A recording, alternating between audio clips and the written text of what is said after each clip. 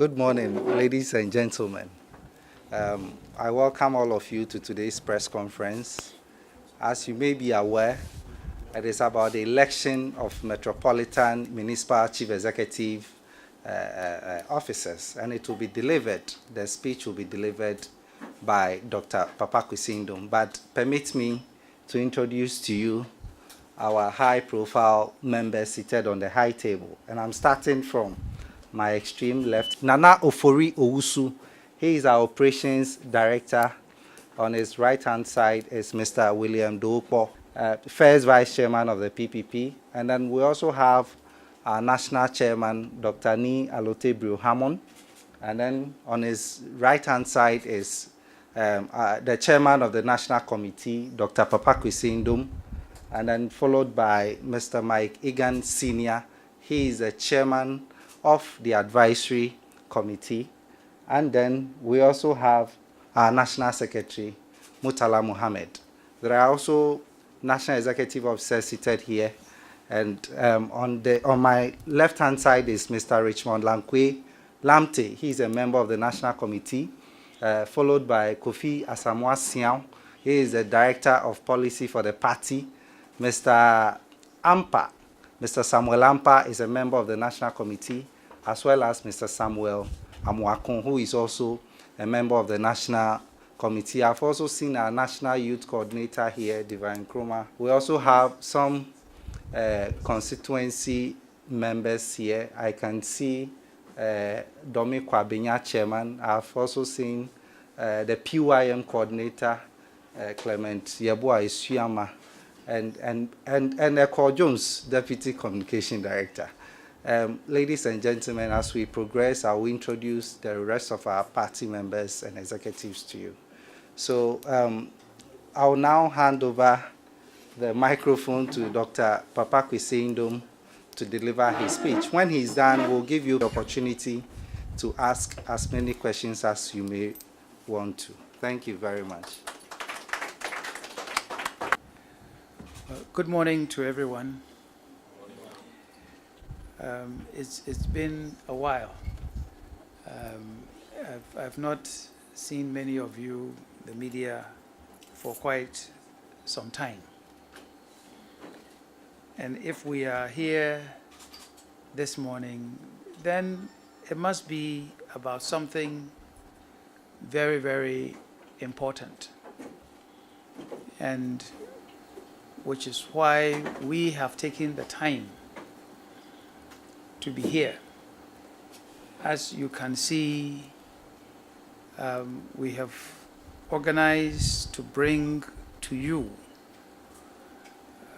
many of our national leaders, straight from the top, with the national executives, with our national chairman, national secretary, policy advisor, operations, and so many others, so that you can understand the significance of this. I'm not sure how many of you remember that some time back, actually led by Mr. Dopo, we did some going about in many parts of the country to walk and draw attention to the matter of the election of MMDCEs. I hope some of you will remember, and that you might even have some images from back then. Also, you might also remember that indeed during the tenure of former President Mahama, our party, led by the national chairman, went and presented a petition to him on the same matter.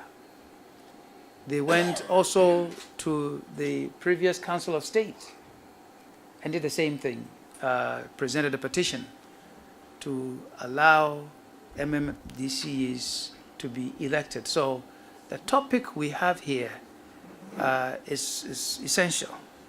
So I want to take a bit of time to state our case to you. And you, ladies and gentlemen of the media, We thank you for accepting our invitation to be here. We want to say to you that we do appreciate your presence here for a number of reasons. And we believe that your work is critical to achieving stability and ensuring the transparency and accountability that we need in this nation. But we've called you here to present to you our position on the state of local government and decentralization in Ghana, address the key reforms needed for Ghana to maximize their potential, and accordingly, guarantee rapid and sustained development at both the local and national levels. As you are all aware, and as I had described earlier, one of the major policy visions of the PPP is the election of the Metropolitan, Municipal, and District Chief Executives, the MMDCEs. This is a vision we committed to at the founding of our party in the year 2012. And we will do all that it takes in accordance with the Constitution to ensure that this comes to pass.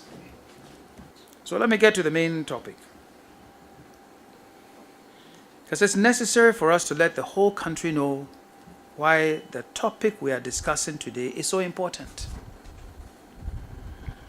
We have a lopsided, centralized form of administration.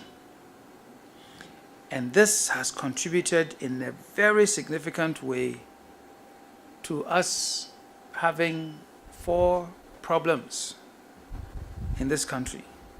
Problem number 1, poverty of all types. Poverty of all types. And poverty is not just, I don't have cash in my pocket. Poverty is, I don't have a decent place to lay my head. Poverty is, I want to wear decent clothes, I can't get them. Poverty is, I want to pay something, I need to buy some drugs or whatever, but I can't find the money. So, and then there's also poverty of the mind. Poverty of the mind. When someone is weak, when someone is not well, it's difficult for them to think straight. So poverty of all types. Then a low level of development.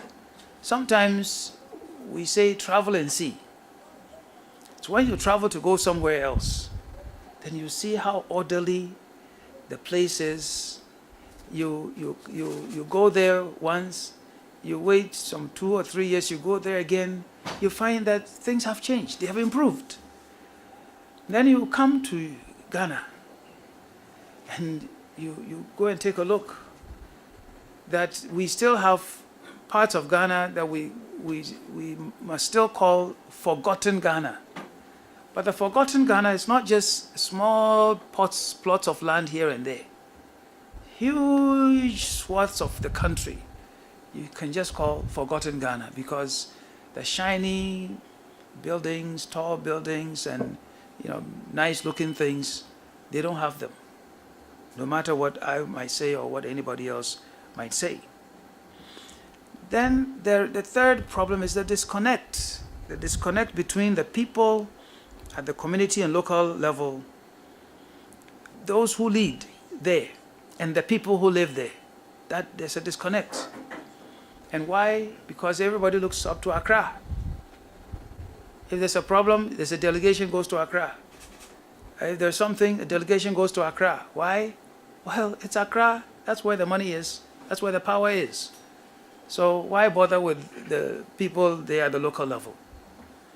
And then problem number 4 is, as a result of all of these 3 problems, this country has become a chronic underachiever. With the economy, with health, quality of life. People expect a lot out of us, Ghana.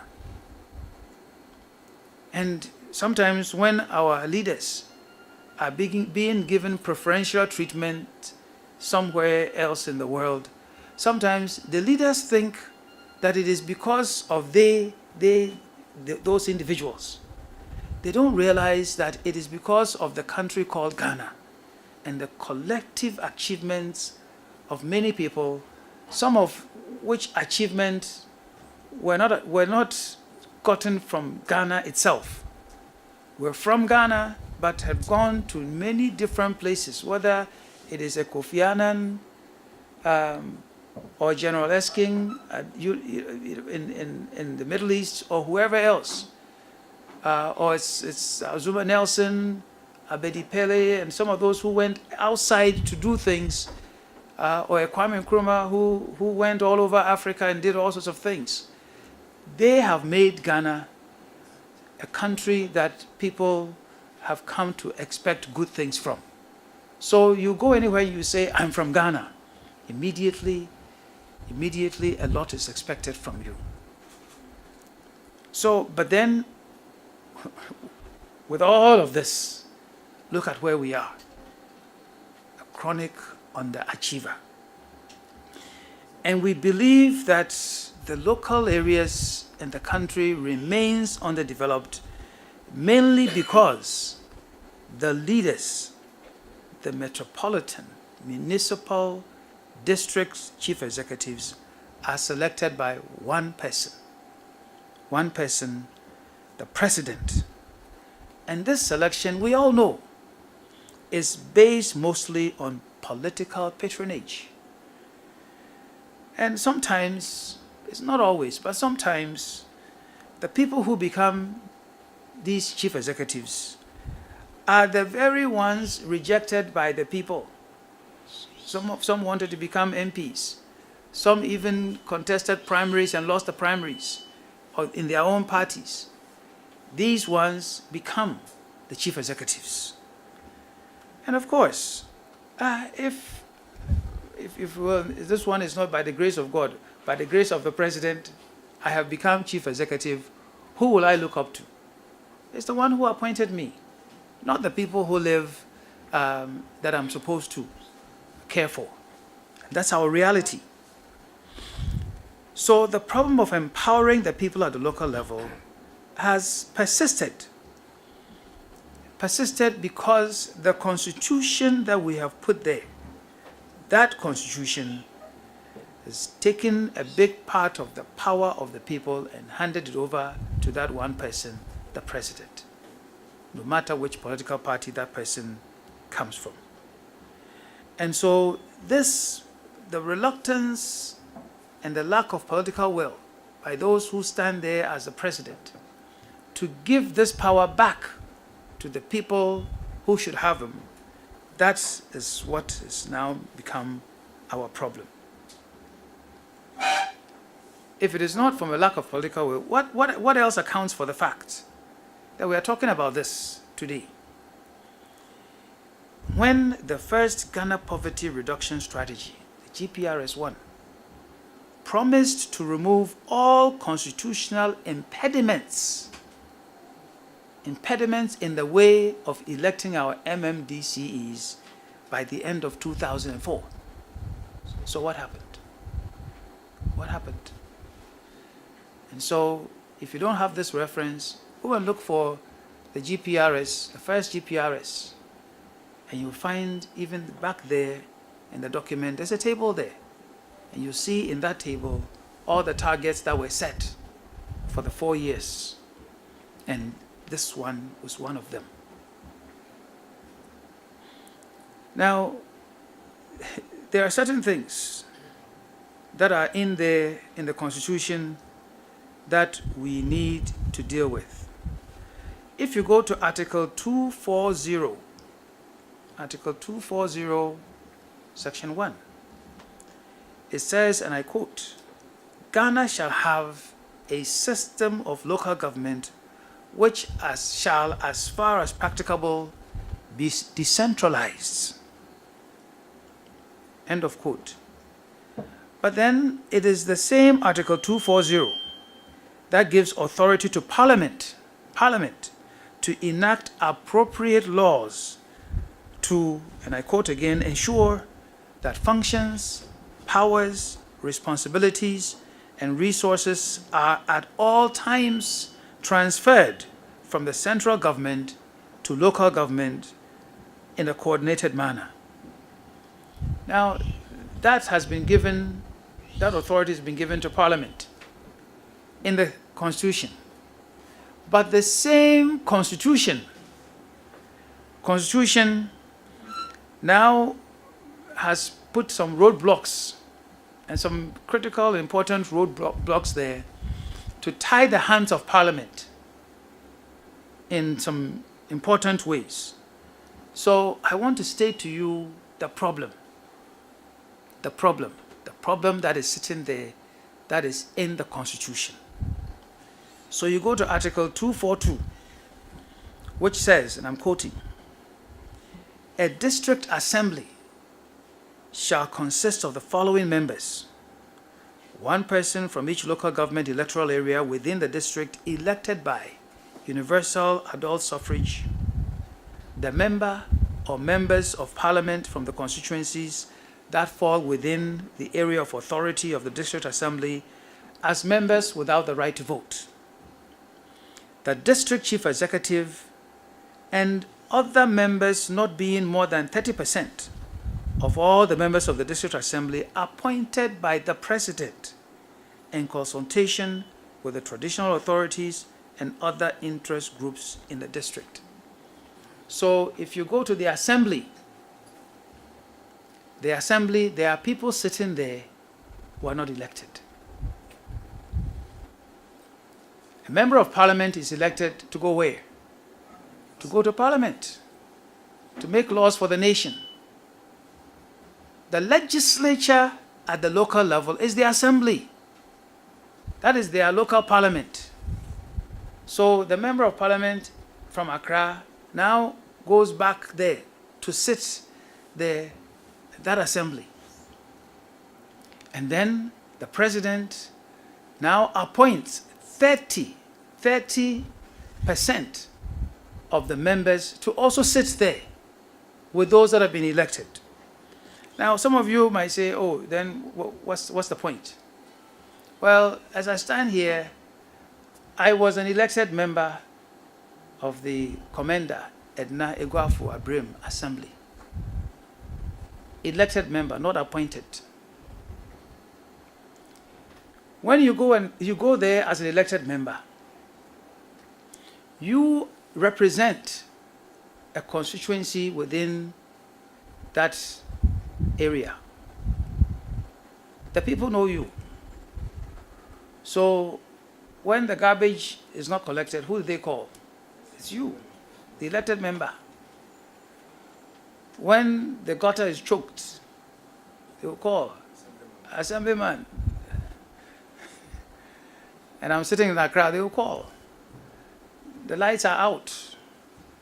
Or somebody is sick. Or there's been an accident. Who do they call? Assemblyman. They don't call the district chief executive. Why? They didn't elect him. And he doesn't respond to them.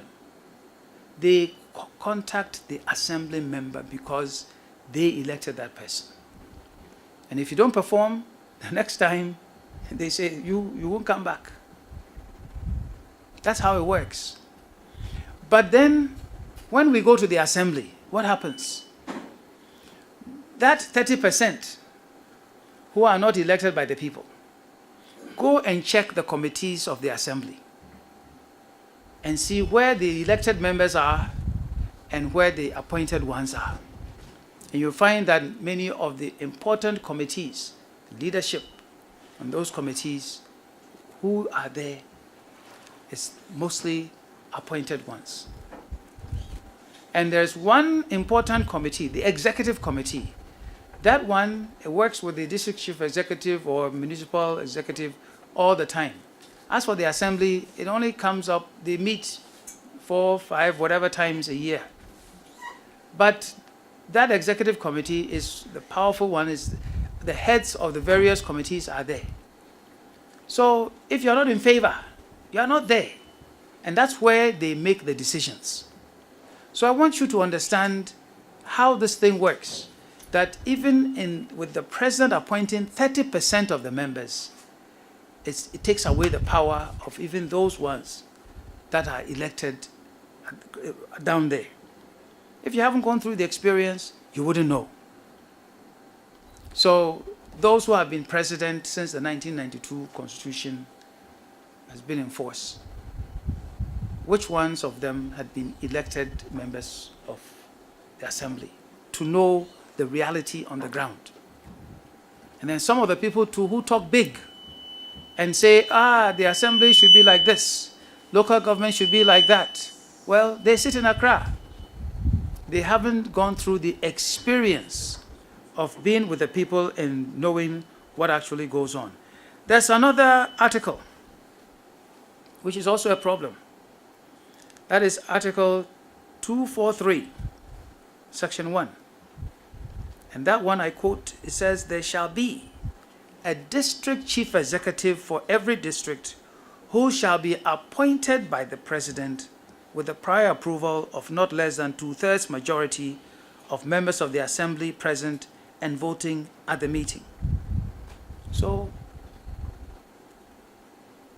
that's that article that we have to deal with, because it's in the Constitution. It says the president shall appoint. And if we want to elect the MMDCEs, then we must change this. We must change this. But this is not an entrenched clause in the Constitution, which means this change can be effected through Parliament. So if the present administration is willing, members of Parliament can be summoned. They can go and amend this. Okay? I want you to understand what I'm taking my time to go through this, because we think it's important. So people, they talk fast here and there, and then all of us are confused. We don't want to be confused on this matter. There's also Article 243, Section 3, which also says that the office of District Chief Executive shall become vacant if, and the ifs, one of them is he's removed from office by the president. So an MMDCE sits there at the whim of the president. The president can decide anytime, hey, you go, somebody else should come. That too must go. You can't go and elect someone and then give the power to a president to at any time go and sack the person. So these are some of the matters in the Constitution that need amendment or need to be changed or removed. But then for many of us have been advocating, let's change this, let's do something different.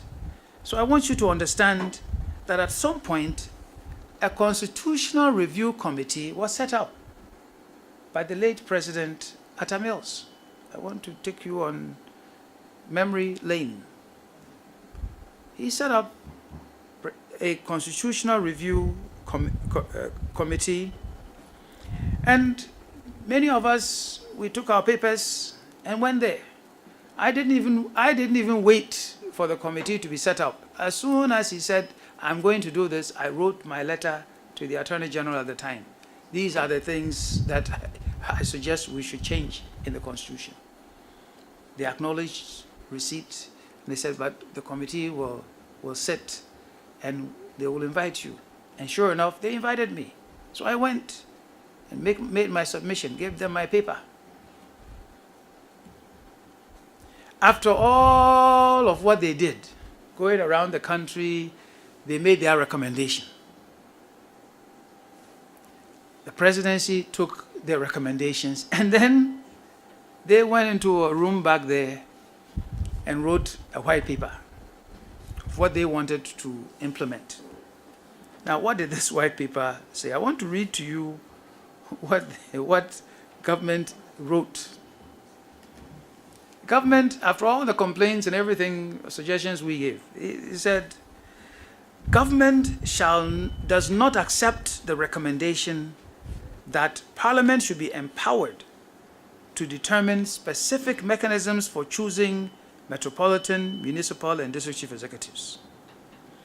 And that it also does not accept the recommendation that metropolitan chief executives should be popularly elected.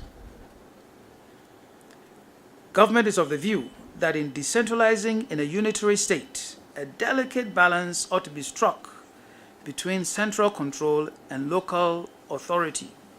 Now, I want you to listen to what I'm about to say carefully, because I'm reading from the white paper. It says, consequently, government is of the view that Article 243, Section 1 of the Constitution should be amended for the President to nominate a minimum of 5 persons who would be vetted by the Public Services Commission for competence, after which 3 nominees would contest in a public election. Now, why? If you want to become a member of Parliament, do you go to Public Services Commission with your CV to be vetted? Or if you want to become President of the Republic, do you go to the Public Services Commission and submit your CV to be vetted? So why? Why is it that with chief executives, the white paper said, go to the Public Services Commission and submit your CV? Now, imagine what would happen that Papa Kwesi Nduom wants to become chief executive. I submit my CV to the Public Services Commission that vet me. What would they do? Would I be one of the 3 people? So we objected. We objected, and we said to former President Mahama, don't do this, but then follow some of the things that we have said. For example, we have said that, look, if the people are smart enough to cast a vote to elect an assembly member, a member of parliament, a president, they are surely smart enough to cast a vote to elect a chief executive in their own area, and so on and so forth. Well, unfortunately, the former president allowed the work done by the Constitutional Review Commission to go to waste. Nothing was implemented. We are all here. We know that nothing has happened. So now let's come to the present. Now we have a new president called Nana Akufo-Addo. Now, this MPP administration, what have they done? Well, they have quickly created new metropolitan, municipal, and some new districts, 38 of them. Created 38 new districts to bring the number of districts from 216 to now 254. This means 254 chief executives. Now multiply 254 by whatever number of people to be appointed to become assembly members. So thousands of them appointed by virtue of political association who often disregard the development needs of the people in favor of political objectives. And then something else that has happened. If you recall, not too long ago, it was an allocation of 20.6 million Ghana cedis to members of parliament to monitor get fund projects in their districts. This is 2.3%, that amount, 2.3% of the 924.8 million Ghana cedis that is supposed to accrue to the get fund the 2018 fiscal year. So now, according to a formula, each MP is supposed to receive an average of 72,000 Ghana cedis for the 2018 fiscal year. Now, if you go to every assembly, there is somebody a civil servant, a public official there, whose job it is to do monitoring and evaluation. So the MP, we elect an MP, what are they supposed to go and do? So go and sit in Accra and pass laws for you and I. But now they have become get fund auditors at the districts, still taking some more of the power of the people at the lower level. And today, we're still doing the things of, we take the common fund of the assemblies and we buy some things for them in bulk, whether they like them or not, and we go and distribute it to them. We deduct it from source, from their allocation. Still today, it's happened every administration. So when things don't go right in your village, these are some of the reasons why. And we find this situation very troublesome. And so we are demanding that government should stop dancing around all these ineffective local government matters and rather take urgent steps to reform local government by changing the relevant portions of the 1992 Constitution. So we can go straight to the point. Let's elect our own DCEs.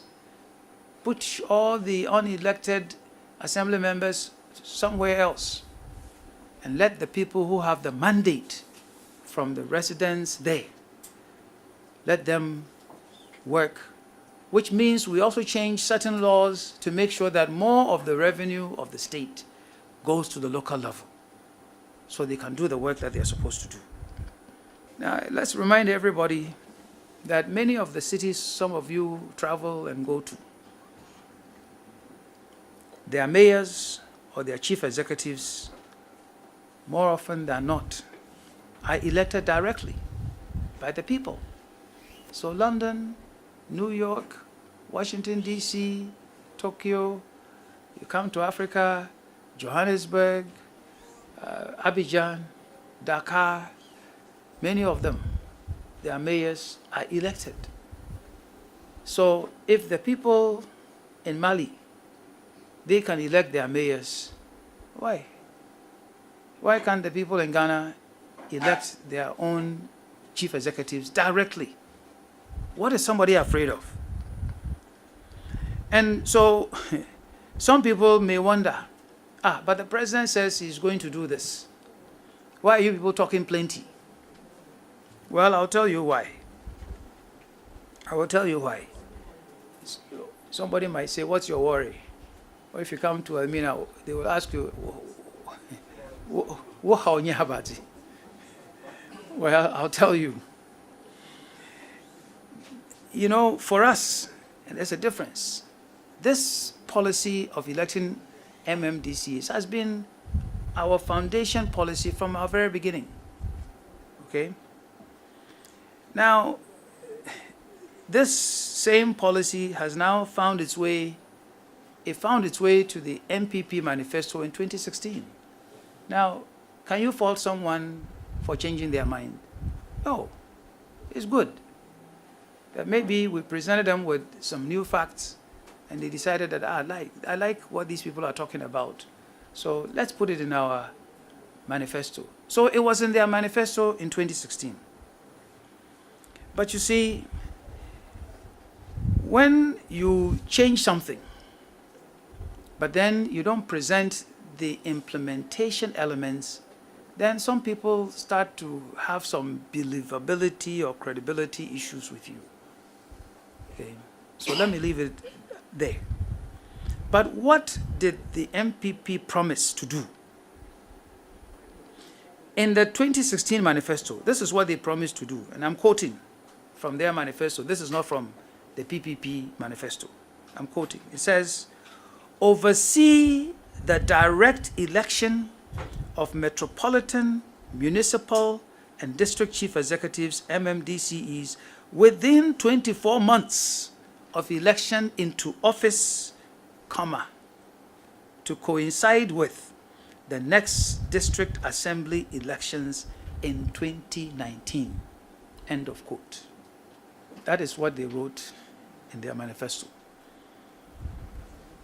Within 24 months, and then have this election happen to coincide with the next district assembly elections in 2019. Well, in July 2017, the president assured the nation at the orientation for newly appointed MMDCEs that the elections would take place as promised, insisting that the people he was talking to, they would be the last batch of MMDCEs to be appointed. I hope you are following me. Not too long after that,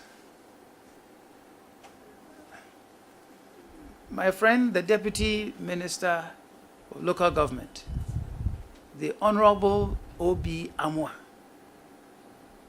gave reasons why Ghanaians must not expect the election of MMDCEs in 2018 or 2019, contrary to what the President has said. And the Minister of Local Government also recently at some forum now had come up with some timetable. And her timetable suggests that we will be electing the MMDCEs in 2021. In 2021. I hope you've been following me.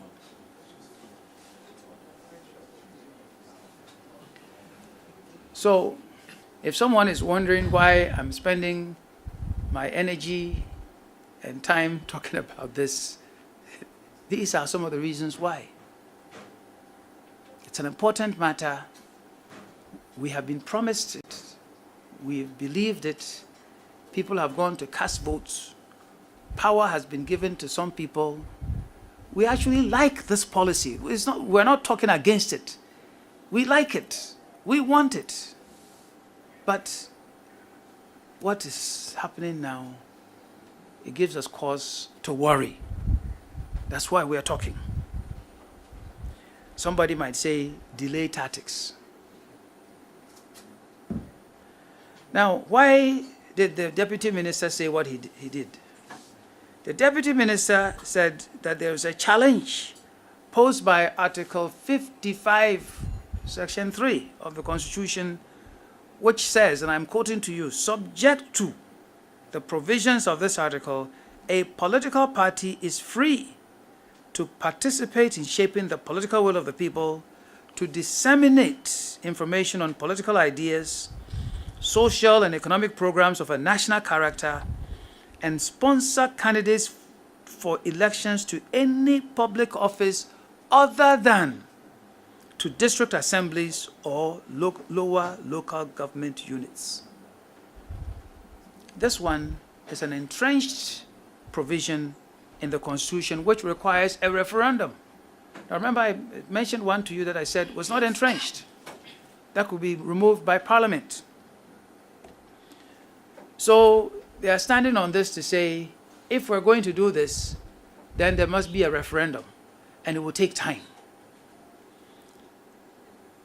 Aren't they going to do a referendum for the creation of new regions?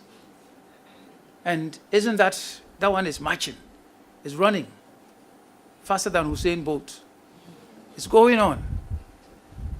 What about the MMDCE one? That one is crawling. But then, my point again is that this fact is not new. And in MPP, lawyers, why? There are plenty of them. So lawyers, they come dozens and dozens of them. So they know how to read the law books. They know how to read the Constitution. So you would have thought that knowing what they wanted to do, they would have armed themselves so that day one, sworn in, this is what we're going to do. We're going to go for a referendum. We want this part, not the other one. And then with urgency, we should be ready by now, going to a referendum so that the change can happen. So if they wanted to go that route, they could have prepared very early to do this. So I'm just raising a question. Is this just a delay tactic? I'm not saying it is. I'm only raising a question. That's all. But I'm also suggesting that the option to go the non-referendum way without touching the political affiliation revision can be a first step, and it's still there if they want to choose that one. Now, another point.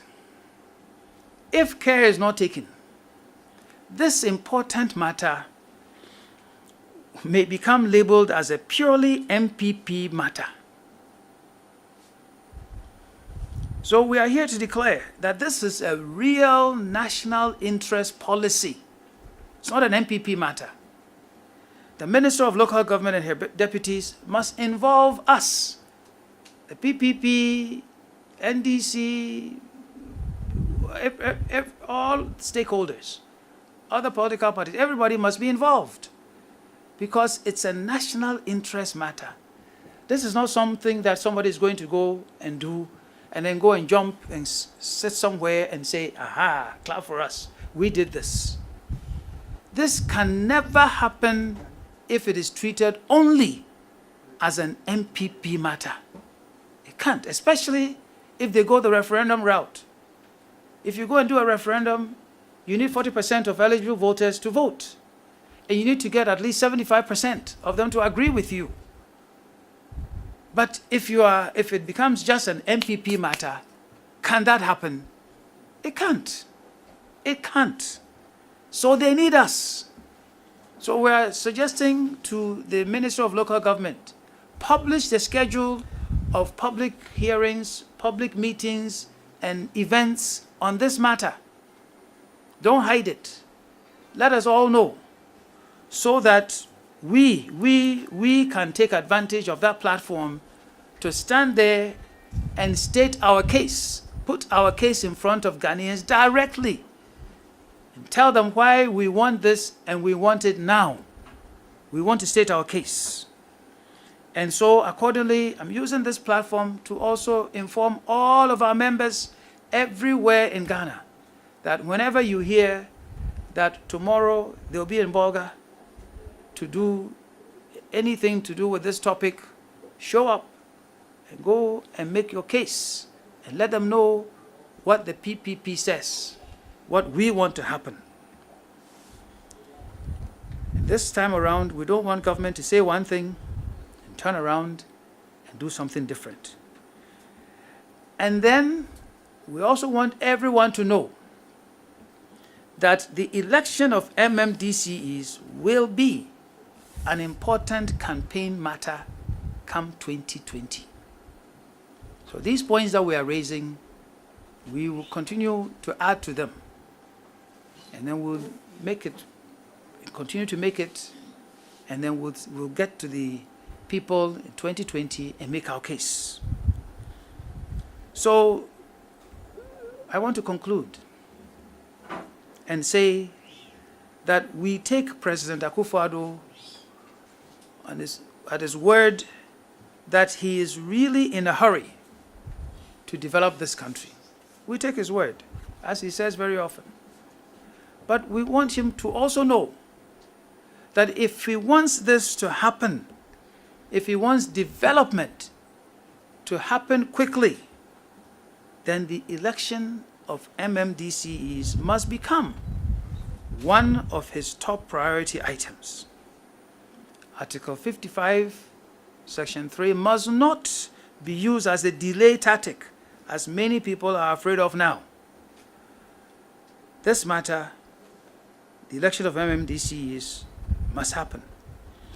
And we in the PPP believe that the election of MMDCEs would be a powerful, positive game changer for Ghana's development. And as we declared at the 4th National Convention of our party in Bolgatanga, it said that our party shall continue to promote the election of MMDCEs as the most important governance reform needed for Ghana's democratic and economic development and demand that it is made a top priority in the nation's governance agenda.